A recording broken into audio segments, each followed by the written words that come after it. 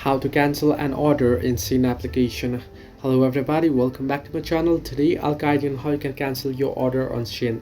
Now there are a couple of things that you'll have to know before canceling an order. If the order is already shipped, then you won't be able to cancel it. In that case, you'll have to contact the Shein help to directly cancel the order.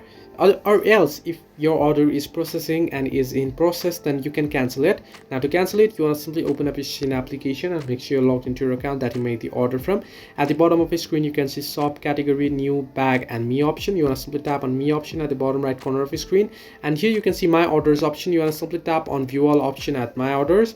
Now if you have any orders here unpaid processing, you'll be able to find it here. You want to simply tap on that particular order you wish to cancel, and then simply tap on cancel order option, and you'll be able to cancel it.